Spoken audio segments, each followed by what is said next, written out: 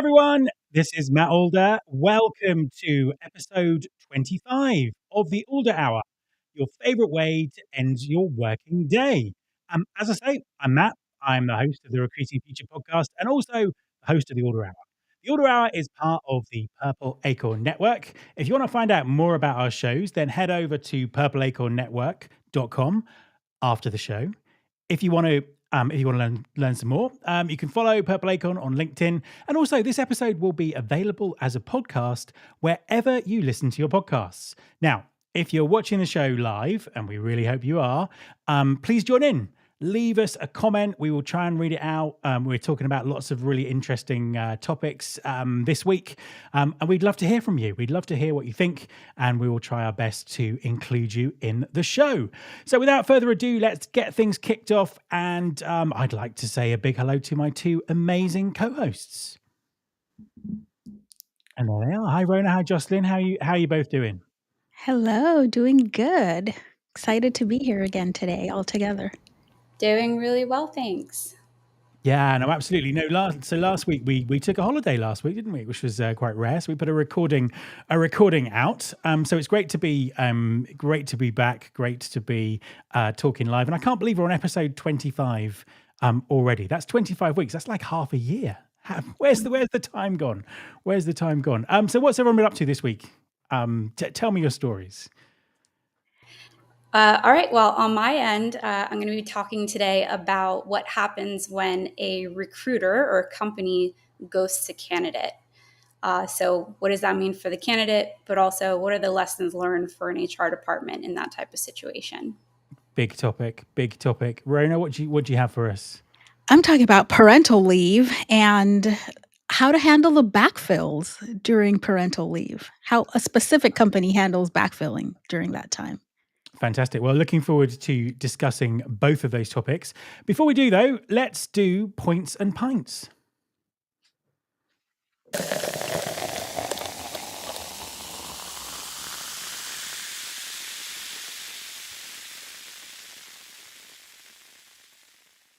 So, if you've not watched the show before, first of all, what have you been doing on a Monday night or a Monday afternoon or a Monday lunchtime, depending where you live?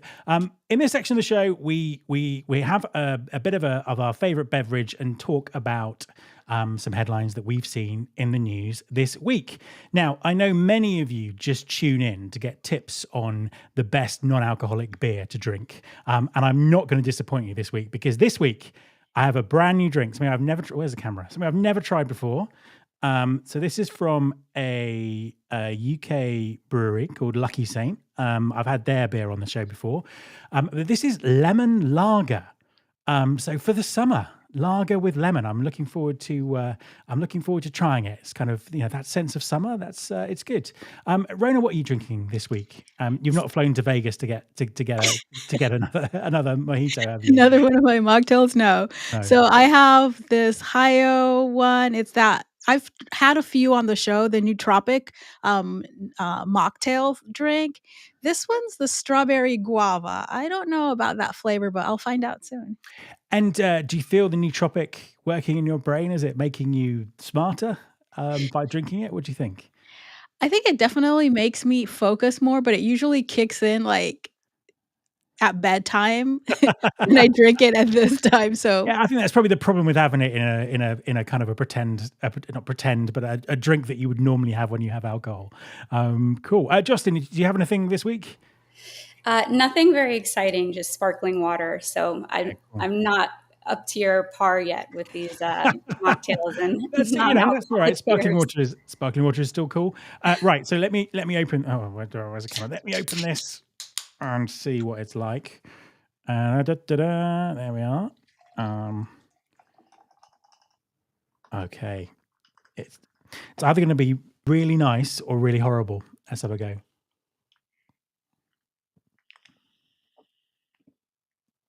Or in between.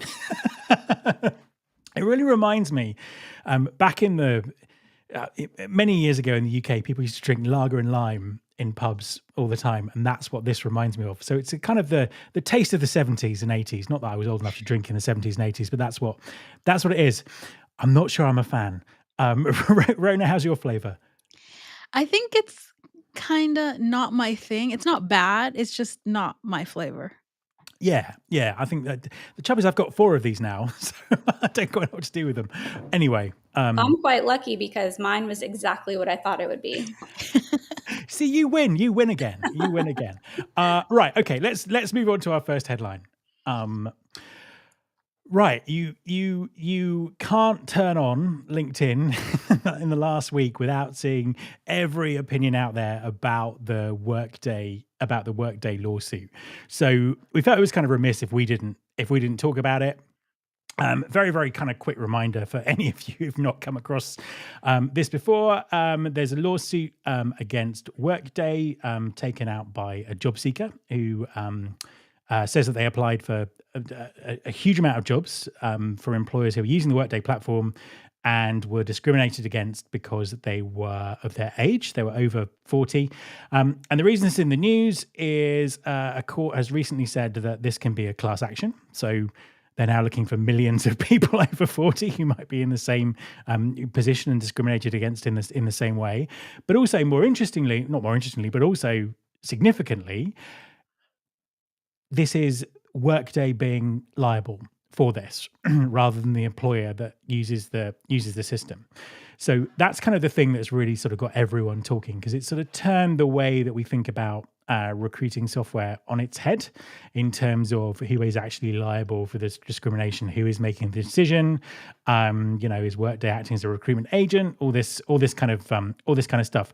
Now, what I will say is this is very early days in this case. So I know it makes great content. I know everyone's got an opinion about it, but some of the things that I've read online, you would think that this was cut and dried, rulings have been made, things have been implemented, and things have happened. So this case has got a very long way to go before it actually, becomes, before it has kind of proper legal implications. But obviously, at the same time, I can see why people are, running scared, talking about it, and all that kind of stuff. So I think that's the first thing to say. I think the other perspective that I have on it, I mean, I think I would kind of concur with lots of other people who said that, this guy almost certainly has a case. I think there's a couple of other things that I kind of want to highlight on this. I think the first one is we know that age discrimination is terrible in recruitment. So where are the class actions against all the humans who do this? So I think that's an interesting, almost double standard there that, this AI is, it's doing all this kind of stuff. And companies have done this for a very long time. So that's my kind of first point. My other point is, and what really worries me about this is a lot of employers are kind of slamming the brakes on AI in recruiting and HR because they want to see this ruling, they're running scared and all that kind of stuff. And this kind of thing was always going to happen. Any new technology that comes in, there are always lawsuits against it. I'm old enough to remember the browser wars, the antitrust thing against Microsoft, all these kind of things. This just happens. It's what happens when technology disrupts things. And the AI world isn't standing still. I mean, it was interesting. The same week that this hit the news, Anthropic released Claude 4. OpenAI spent $6 billion buying Johnny Ive for their business, or his company, but really him, let's face it, probably the biggest acqui-hire we've ever seen in the world ever. And Google released their new kind of video AI thing. Can't remember its name. So the pace doesn't stand still. And I think if people sort of back off and don't use this as an excuse not to look at AI, they're going to get seriously left behind. So they're my thoughts on it. What does everyone else think? Jocelyn, you go first. This is something I'm sure you've got lots of opinions on. Yeah. So it's interesting because, I have an HR tech company, and to see a lawsuit come out like this where Workday could potentially be held liable rather than the pass-through going to employers is something that HR tech companies, and I think well beyond HR for that matter, really, really need to think about what the implications are to them, or could be, just based on how things go. But I think you're right, Matt. It's interesting because in every stage of some type of revolutionary period, whether that's in technology or perhaps it's even in war. In the beginning, often there aren't as many rules because you don't know what the rules should be.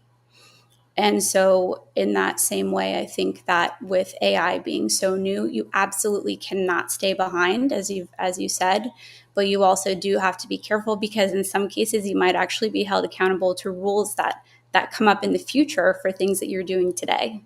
No, I think that's a really interesting point. And I think it's such a difficult position as well because, the regulations are so confusing. There's a rumor that the EU are kind of delaying the implementation of their EU AI Act.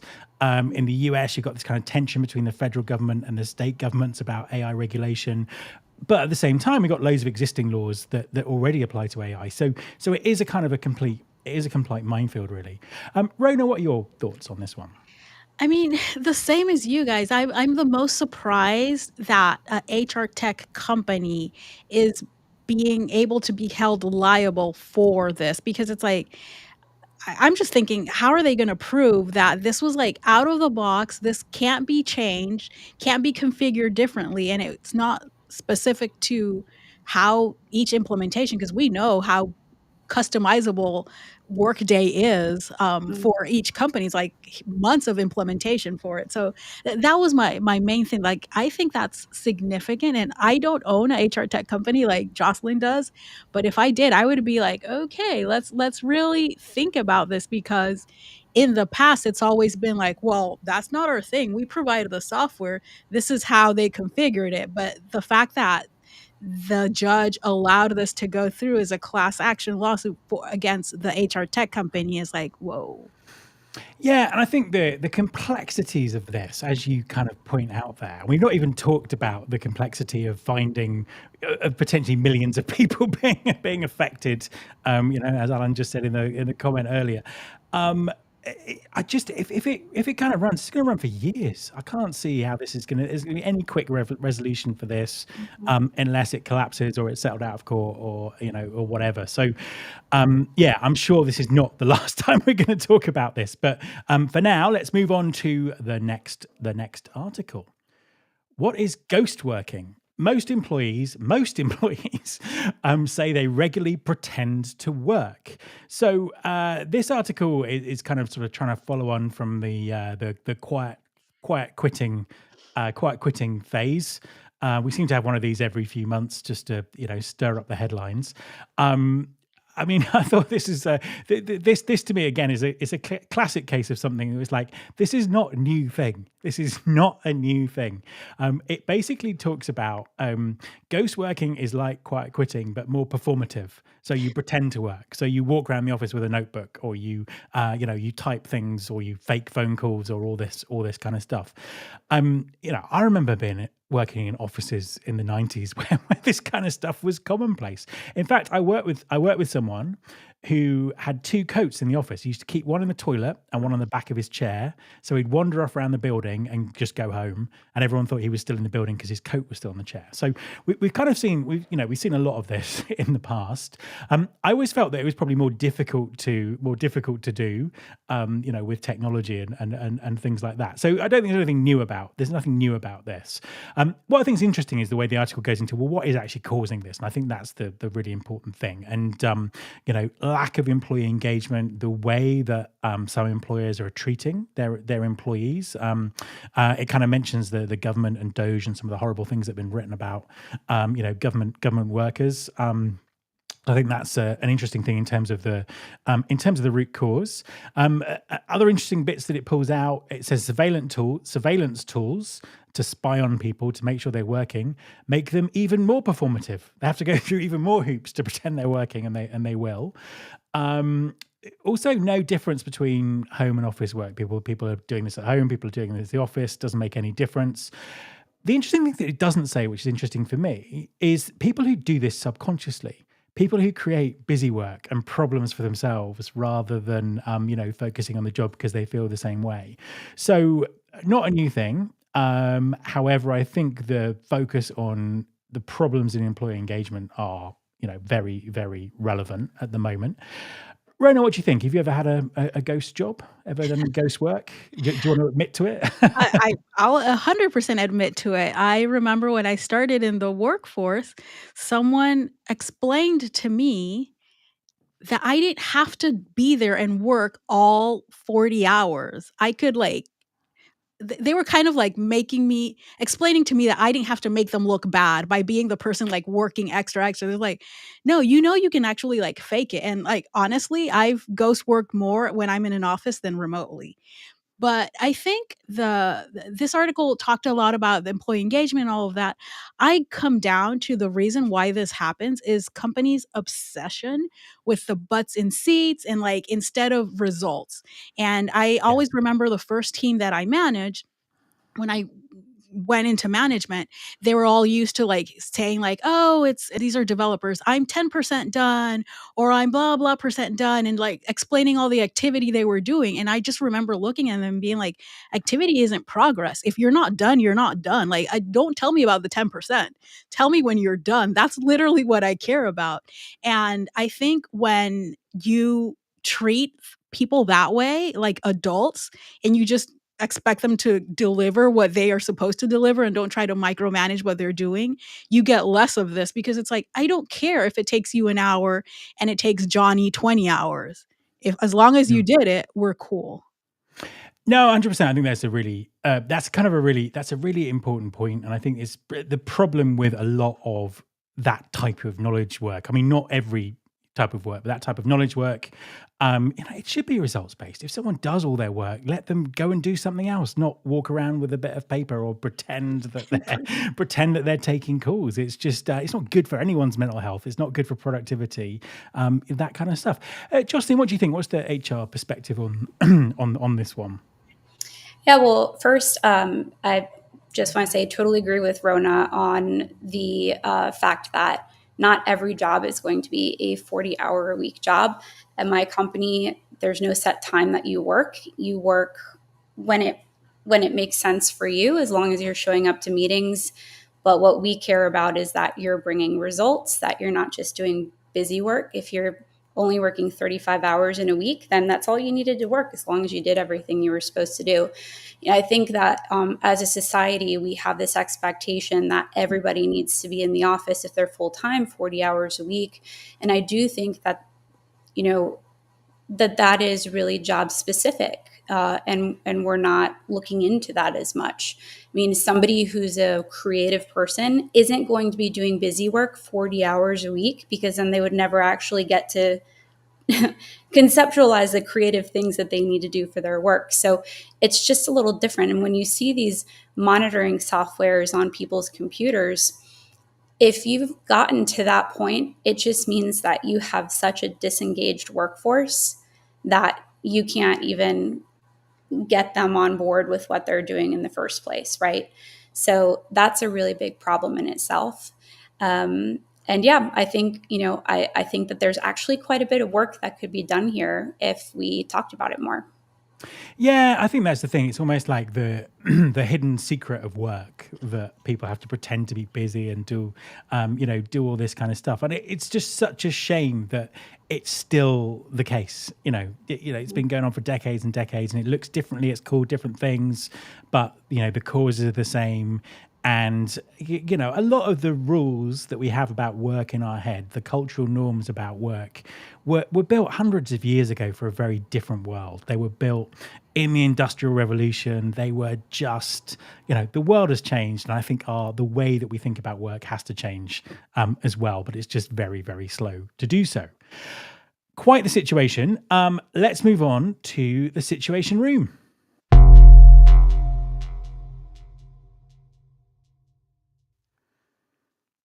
Okay, Jocelyn, what do you have? Ghosts again, I believe. I know, yeah, it is ghosting again. It's almost like it should be Halloween, but it's not. Anyway, carry on. There we go. Yeah, so this is about candidate ghosting, not the candidate doing the ghosting, but actually the employer doing the ghosting. So we had a situation where there was a gentleman who'd applied for a job at, I won't say the name of the company, had gone through the entire interview process. It was really successful. They said they were going to give him a job offer. It was right toward the very end of the year into the beginning of the year. And all of a sudden, he just never heard anything from them again after they said they were going to give him a job offer. And so he reached out to a senior recruiter on that team and just said, hey, here's what's happened. And that senior recruiter said, oh, yeah, that recruiter was let go. And we've also pulled that rec. So we're not hiring for it anymore. There was zero communication to him whatsoever that this was happening in the first place. And obviously, when you look at it, you think, okay, well, yeah, the recruiter was let go, though. So how would anybody know to pick it up? No, of course, you can look at that recruiter's workload and follow up with all the candidates in a timely fashion. That's not an issue. So that's the situation. And as a recruiting team or as an HR team, when you think about just overall experience, what you really want to consider in those moments is employer brand. Is this the brand that you want to project to candidates and future employees? Is it a brand that doesn't care or is disorganized? And so it's something that needs to be taken really seriously. I don't know how to solve for that specific company's problems. It sounds like they were going through a lot, but anyway, but that's the situation, Matt. Matt, I may. I know it's the sparkling water. It's doing it something. It is. It's going straight to your head. Yeah, this lemon lager. It's actually growing on me. I'm quite liking it now. Yeah, and I think it's. I mean, this is a problem that's just fundamentally runs through recruiting. There are so many stories like this, and very often so many excuses given as to why. Oh, we know this, and we had too many people. We had 1 million people apply. What we're supposed to do. But fundamentally, people are ghosting people throughout the process. I've heard all kinds of stories that are very, very, very, very similar to this, and nothing's changed. We've had technology, really good technology, sitting behind recruiting now for 20, 25 years that should solve this problem. But nothing's changed, and that tells me that deep down, institutionally, people think this is actually okay. This is just a thing that happens, and you should do it. And you hear individual recruiters come out against it very, very strongly and say this is not the case. But it just feels that, again, those kind of norms, it's just something that happens. I think we're now starting to see the backlash and the implications of it, because it's not okay. Very often people are looking for a job. It's very when they're looking for a job, it's still a very difficult thing to do.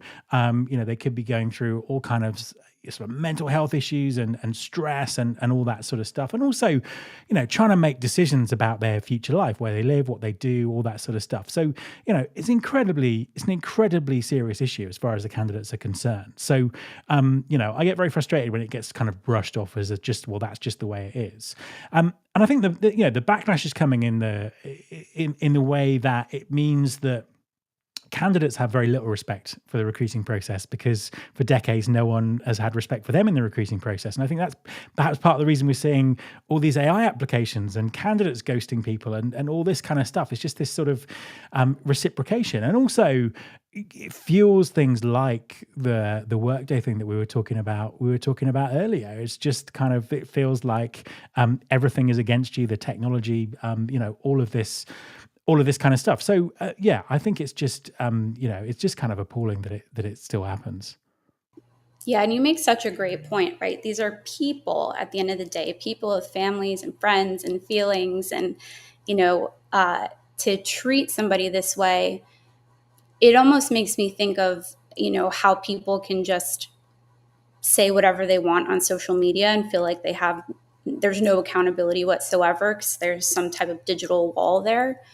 It feels a little bit like that, like, oh, I would never actually treat this person this way in real life, but I'm so busy, so I'm just not going to respond. That's what it's come down to. It's a lack of etiquette and a lack of care for your job and the people that you're interfacing with. Yeah, and I think we've probably got to be realistic as well. I think there are different different kind of levels of all of this. If you've applied for a job and you're one of a Sure. million people to apply, you can't realistically expect kind of one-on-one engagement, but you could expect a reply to tell you that nothing's happening with a job. But if you've gone for interviews and you're about to be offered the job, and it's just kind of shocking. And I think the other thing is, lots of the time when we're talking, I see lots of conversations on LinkedIn about, the role of AI in recruiting, and actually, do we need recruiters anymore?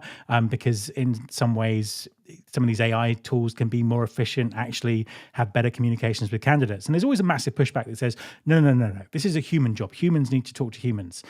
But as we see time and time again, that doesn't happen. And if it did, then I would get that argument. But actually, having AI and technology take over some of this process and take over some of this communication, if it's giving candidates that transparent communication of where they are in the process, what's going on, even being able to deliver personalized feedback, yes, it's not as good as being one-on-one with a human, but that's not the alternative. The alternative is being ghosted. So it must be better, mustn't it? I think that's a great point. Yeah.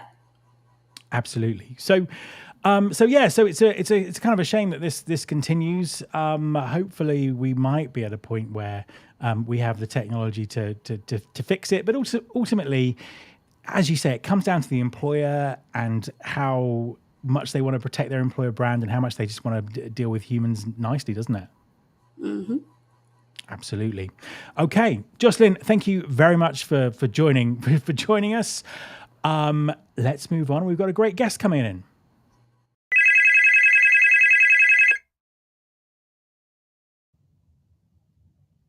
Hi, Cynthia. Welcome to the show. Hi, Matt. Thank you for having me. An absolute pleasure to be talking to you. Could you just introduce yourself and tell everyone what you do? Certainly. I'm Cynthia Abbott Kerr. I'm the founder of Wellpay.AI, and we work with businesses to help them design and align their compensation strategies. Fantastic stuff. So we'll dive a bit more into exactly what your system does as we kind of get through the conversation. But just to kind of set the scene for us, what are the biggest challenges in compensation and benefits at the moment for people who might not be familiar with, the ins and outs of what's going on? Yeah, the biggest challenges that we're seeing right now in this space are, massive amounts of data inputs that businesses are trying to make sense of what's applicable to them. A desire to utilize technology that works in a way that they need it to. And of course, the mounting costs that we're seeing. Cost of labor continues to increase and cost of benefits continue to increase. So if there was ever a time to invoke the iron triangle, we're seeing it right now in total rewards, right? The iron triangle being cheap, fast, good. We're seeing that, and it's a time also of great information, that your workforce is more informed now about how they're paid, what their value is in the market than ever before. We're seeing all of these stress points on these businesses. Absolutely. And from an employer's perspective, what do people who kind of approach this really strategically, what do they do? What do they do that's different from people who are not really thinking about it properly? Well, the success stories are the companies that say, okay, what do we need this to be? Where are we now? And where do we possibly want to be in the future? But not getting, too weighted down in the future. How do I fairly compensate and reward my teams and my talent for the business that I have in front of me with a plan for the future, but not getting so overtook that you think, oh my God, I've got billions of dollars in investment I need to make, because the market's going to change and shift. And so I always advise my clients and leaders that I work with to, let's not get too far ahead of ourselves. Let's be smart. Let's build a strategy that works. I think a lot of it is the fundamentals, the block and tackle, right? And that everybody thinks that they're going to take the field and run some trick play, when really it's the fundamentals and the block and the tackle that I think lead to the greatest successful outcomes. And how does AI help that? Because it sounds to me that you're talking about being able to react in the moment a lot quicker, deal with data. What role is AI kind of playing in this? Yeah, so a lot of this work is very not only physically manual, you're getting a lot of different data inputs, different data sets, different feedback sets from, a company or client, depending on what your role is. Maybe you're internal, maybe you're a consultant. So lots of information coming at you in different formats, which is going to create a lot of intellectual fatigue, decision-making fatigue, and can oftentimes elongate processes. So where AI and where our AI comes into play is that I can take what would traditionally be months worth of work and distill it down to weeks. And that my technology is going to do a lot of the heavy lift for you so that you, the client, can engage in a different way. You can be the architect. You can be the thought partner here. You're not in this decision fatigue exhaustion loop to where you're saying, okay, let's just get this done because it's been 6 months. I always say that your people leaders inherit 2 types of debt. They inherit physical debt, and that everything you need is in 10 different places. Yeah. And they inherit the debt of expectation. That when you come into your role, you have actually a very short amount of time to execute on a wide berth of people strategies. And a large part of that is going to be, what do you do with your talent? How do we reward them? How do we compensate them? And how do we ensure we're physically responsible? And so Wellpay can come in and absorb a lot of that strain and provide you with outcomes that are accessible and also flexible depending on how your business will change. So you kind of mentioned there you're sort of freeing up people's time to think more strategically. You kind of mentioned that, trick plays and all those kind of things weren't necessarily the way forward. But are there kind of real innovations in this space? Are there things that people are doing that are different, that are making a difference because they kind of have more kind of space to play in, as it were? I think there will be innovations over time. I think there are some fundamentals that we just can't get away from, right? That our brains can imagine things moving faster than they actually do. A lot of this is going to come back to, data, good data in, good data out, right? And sometimes we live in a fast moving world. You instantly touch your iPhone and it comes to life. And oftentimes businesses or clients think that that should be how their compensation and total reward systems and tools operate. What you don't realize is the millions of lines of code operating in the background of your phone. And so I think we will get there. I think the part that makes this unique is that you're still dealing with the human element. You're still dealing with the human condition.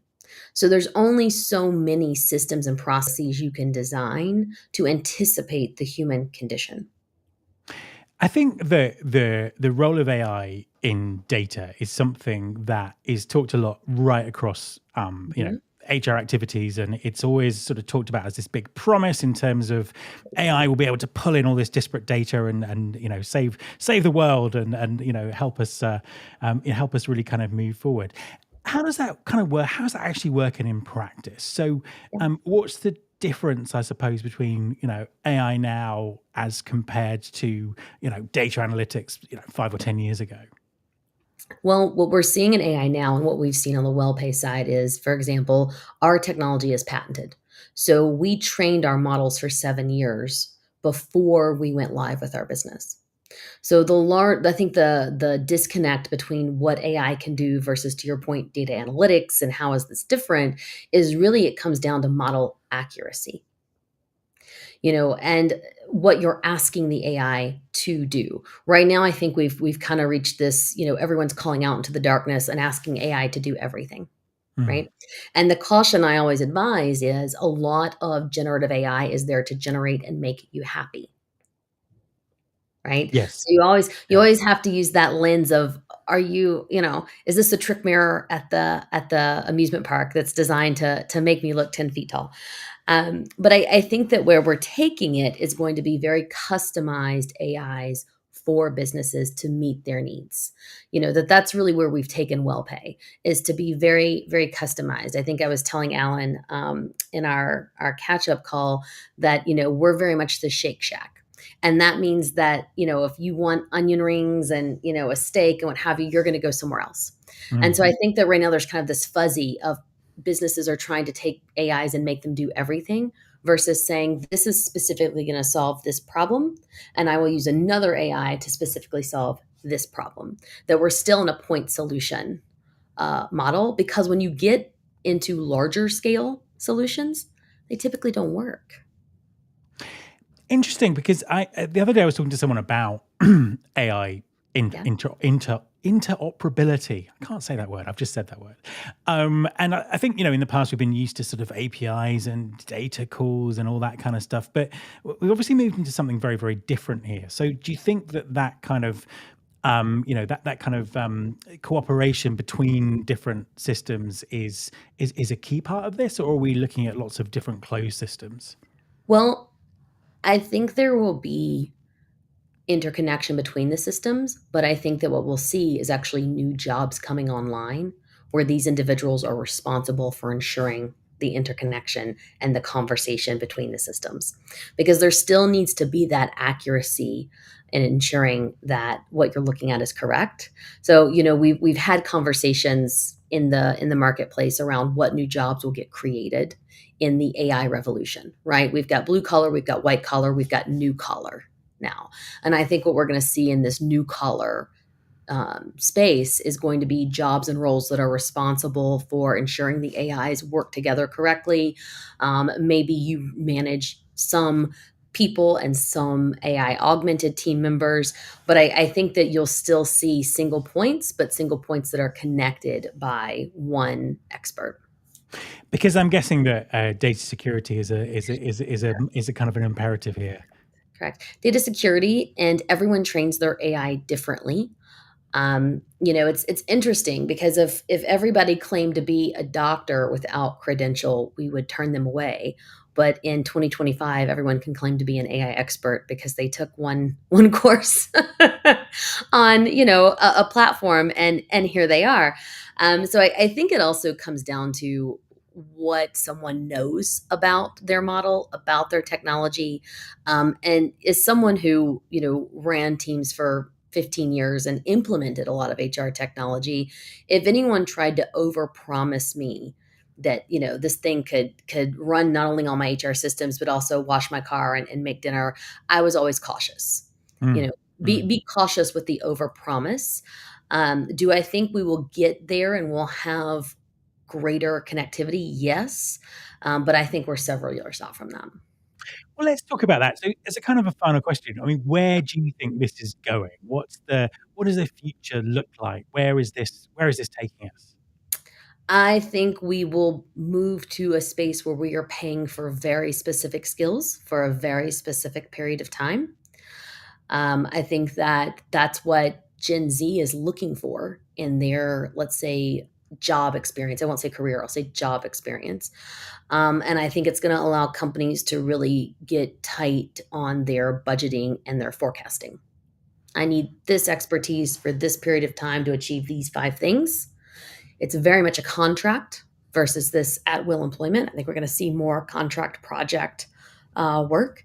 But I think that's where it's going, and then we'll kind of all be in this you're rolling project to project to project space, versus having elongated careers. We're kind of have this mashup right now in the marketplace of elongated careers meets highly skilled project worker. And we're all kind of in that middle space right now, but I think we're going to see a move more towards very specific skills, time bracketed, financially bracketed, very dialed in. Yeah, I think that's really interesting because you see a lot of people talk about that from a recruitment perspective or a skills perspective, but not many people talk about it from a compensation perspective. But actually, that's the engine that drives it, isn't it? Right. Yes. Well, and I think too, we'll see in this new collar. Right. So we know how to handle blue collar jobs. We know how to handle white collar jobs. I think in this new collar, we're going to see the market and the market data shift, and we'll see it be much more responsive to supply and demand in the market. We're going to get much tighter cycles versus these long, elongated cycles. It takes years to see movement in a job. And we'll see, I think, jobs come and go with quicker space in the market than what we've seen in the past. 100%. Cynthia, thank you very much for joining us. Thank you for having me. Okay,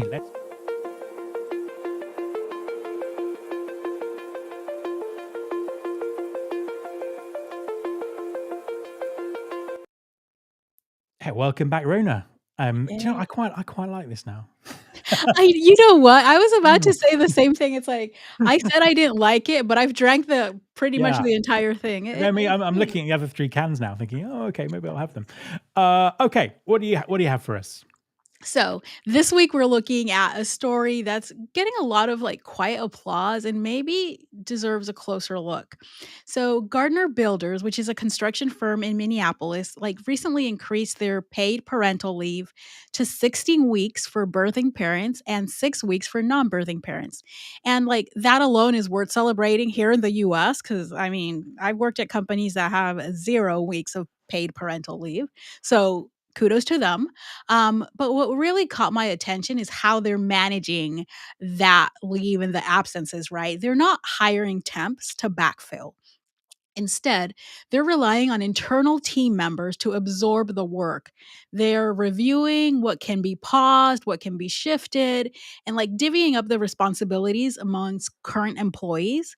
It's a highly personalized approach, I guess, if you wanna see something positive, and, like, to their credit, it's built on flexibility and trust.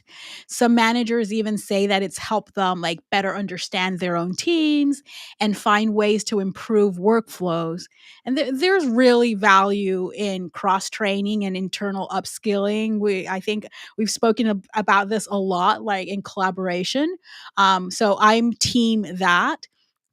But, and you knew there was gonna be a but, right? Always. There's another side to this, because when someone goes on leave, their work doesn't just vanish, right? It lands on someone else's plate, and in most cases, that someone else isn't getting, like, more time, more resources, or more importantly, more pay. They're just taking on more quietly with the best intentions and often without acknowledgement.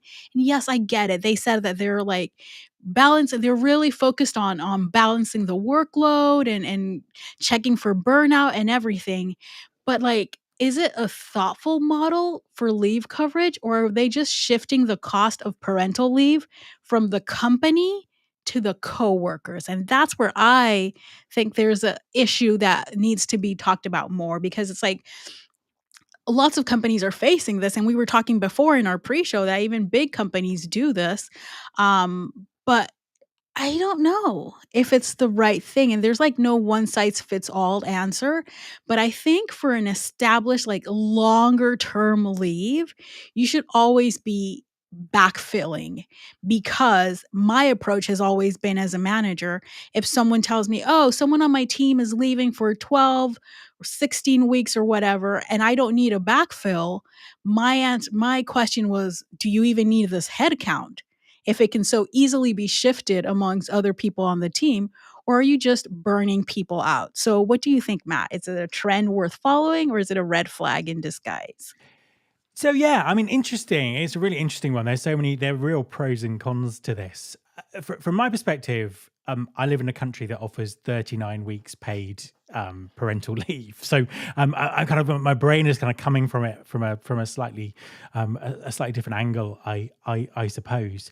I mean, I agree with first of all, I think the really important thing to say is that any solution that a company comes up with that means they can offer more paid parental leave has got to be a good thing. So I think perhaps that maybe the positives outweigh the negatives here, but there certainly are negatives. I think that there is if you're spreading the work out like that, as you say, particularly in the sort of the economic times and the work times that we're in now, if we could cope with this person for without 12 weeks, should this job really exist? I think I could see a lot of companies thinking in those terms.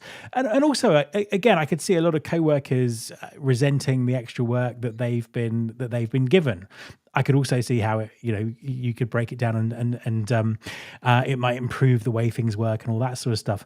And I'm kind of thinking back to times when I've been working and someone's gone off on sort of long-term leave like that. And most of the time, because I mean it's 39 weeks paid, but you can actually take up to a year. Because of that, they tended to be replaced.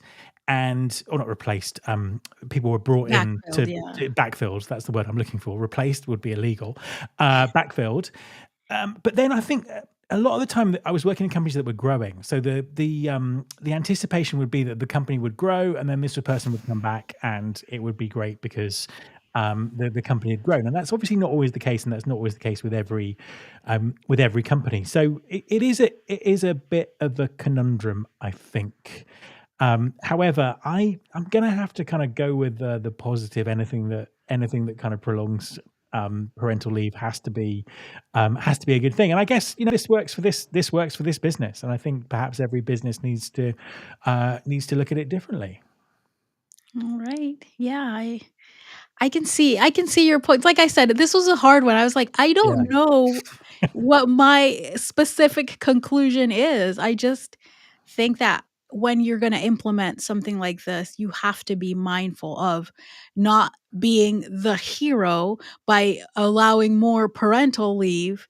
But is it really impacting you, or are you just passing it on, this benefit, to the rest of the employees, which then makes it not so good? So it's like, what point is the company actually doing something? I think when you offer these things, you should budget for something. Maybe that means you budget for giving the person a temporary raise while they're covering for that role. Yeah. Yeah. Which I think I think that's the key point. I mean, it's kind of like, if this is just a hack to save money that they're PRing, then that's not good. That's not good at all.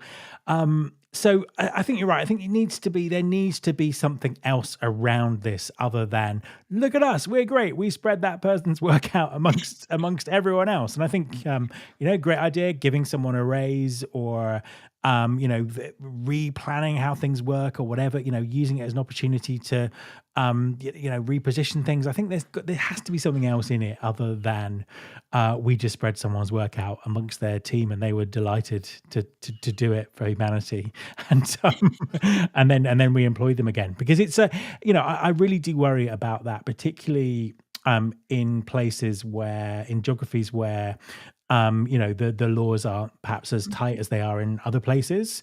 Of people being laid off in those circumstances, it's like, we'll cover your work, and they cover the work for a month, and then it's like, do you know what, we don't need you anymore, we're going to lay you off while you're looking after your newborn child. So I think that there could be some horrendous consequences of this if it's not done in that very kind of mindful way. Definitely. Yes. Yeah, no, absolutely. It's yeah, I mean, it's good. It's good to talk about it. It's good to have conversations that kind of look at this, I think, because it's such an important topic, and it's very often just sort of glossed over. Yeah, I'm thinking, it's like, do I wanna share this story? I'm trying to figure out a way I can share this story in the most anonymous way possible, but it's like, it's not only for parental leave. From my personal experience, medical leaves have caused things where, when I come back, because the work was so easily, quote unquote, "spread" amongst the team, you come back to, "Oh, is your role even needed?" type of thing, which then resulted in, "Okay, we're not doing this role anymore. This is your new role," type of thing. And it's like, "Wait, wait, wait. I was just out sick for a few weeks," type of thing. So Yeah. but then it's like, that the team that ended up with the redistributed work ended up burning out, because it's like, yes, if they're most of the time, and let's say most of the time, when a role exists, it's because it's needed, right? We hope that there's a process to open this head count, that actually it was justified, it was looked at, like it was really needed. So the fact that people can do it for a couple of weeks doesn't mean that they should do it moving forward. Like, I get it for maybe a week or two, like, hey, someone's out sick, a week or two, you're not gonna go find a temp for that. Like, I get it. But when you're talking about like 6 or more weeks, I think you need to find someone else to do the role. That's Yeah. just Yeah. my stance. I would agree. I think also that there is a future kind of issue here as well, because just sort of reflecting on the interview that we had a few minutes ago, where we were talking about the future looking like people working on a much more fractional, contractual basis, not necessarily being tied to one employer in the same way. The impact of that around these kind of these benefits, or whatever we want to call them, statutory requirements in some countries. That's quite a big issue that again, people aren't talking about, that we could sort of be heading into in the next few years as work changes even more. That's a good point that you bring up, because it's like the mentality of workers is changing. And I think that's something that companies really, really have to start considering when they do their policies, when they do their benefits, and just everything that they do. People's mentalities are changing. People aren't necessarily thinking, even if they have a full-time job with you, they don't necessarily think like a quote unquote typical employee.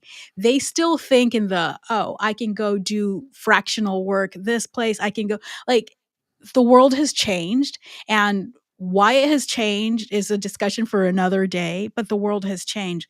So when we implement things like this, we really have to think on the repercussions of, what is this going to mean for retention of my current employees?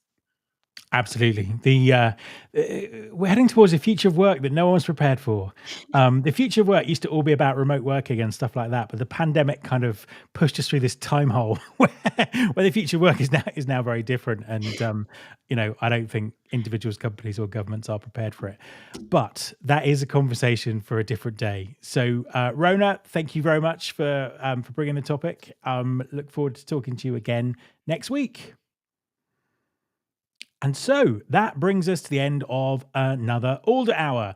But don't worry, there are lots of other great shows that you can watch on the Purple Acorn Network. In fact, there are great shows nearly every day. So the HR Morning Show, My First Job, From the Desk, From X to Z, all out there. You can watch them on LinkedIn, on the Purple Acorn page, or you can listen to them as podcasts, and you can listen to this show as a podcast as well. And also, if you want to listen to my longer form interviews on Recruiting Future, you can listen to that wherever you get your podcasts. Thank you so much for joining us. The Alder Hour will be back this time next Monday, and I'm already looking forward to it. This is Matt Alder, clocking out.